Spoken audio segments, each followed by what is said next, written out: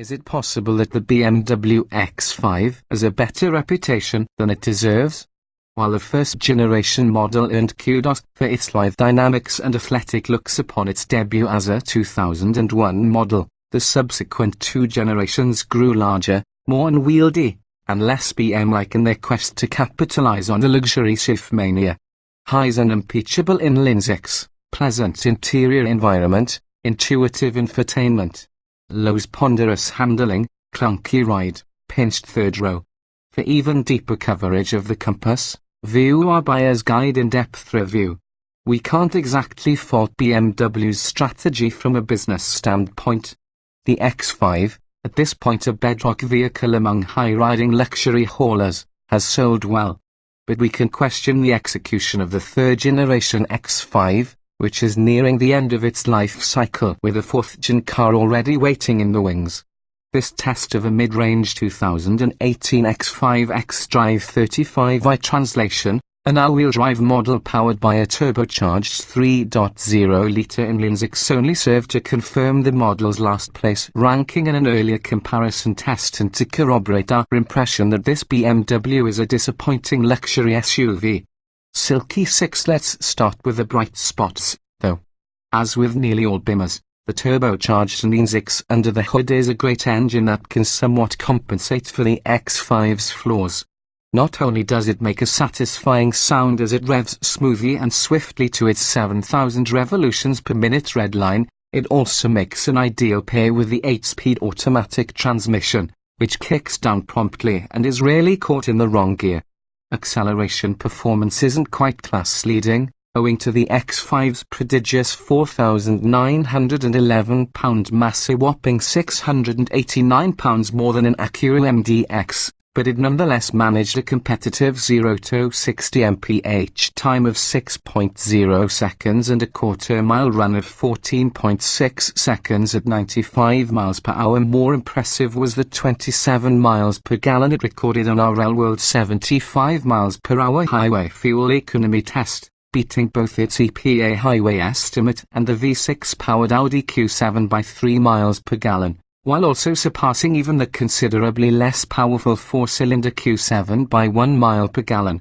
If its heart lives up to BMW's billing as an expert engine builder, though, the X5's overall comportment on the road does not measure up to the ultimate driving machine credo. Although we don't expect any three-row luxury SUV to be a corner scorcher, we do expect BMWs to be among the best to drive in any given class. The X5 is far from that. It exhibits sloppy body control and lifeless steering, as well as unrefined ride quality over rough surfaces. The Biley Scorpion Verde all-season run flat tires might be to blame for some of the impact harshness, but non-run flat tires aren't available. A low grip threshold of 0.81 grams and a longish braking distance of 178 feet from 70 miles per hour are nothing to write home about, either.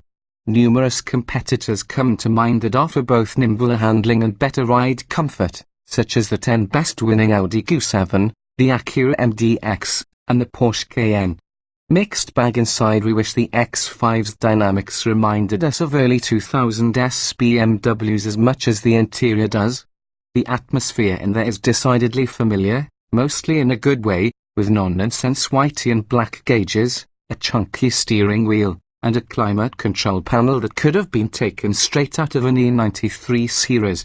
While there's some merit to complaints that the X5 looks a bit dated inside, we're not displeased by the dashboard's appearance.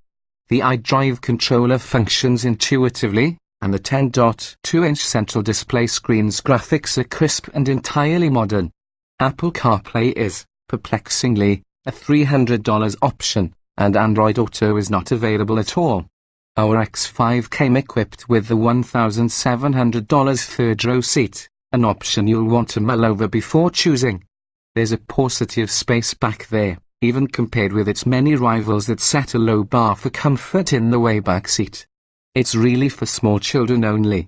If you want additional third-row space, you're better off either waiting for BMW's upcoming X7 or looking elsewhere, such as Mercedes-Benz's GL S-Class, another car and driver 10 best winner.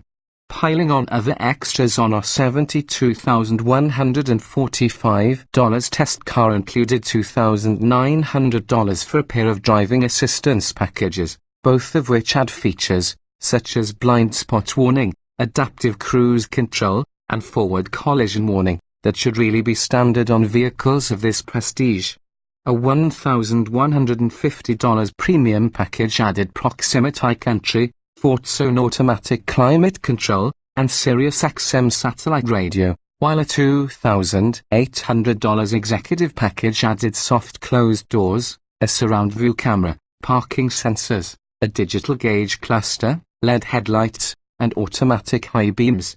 If there's some thought within BMW that the X5's somewhat stately, reasonably rich appearance is enough to live up to its high price, the reality is that Bavaria's mid-size SUV lacks the presence, driving pleasure, practicality, and pizzazz to make it the choice over numerous more well-rounded and appealing rivals, at least this late in its production run. The impending fourth-generation X5 has its work cut out for it, and it can't arrive soon enough.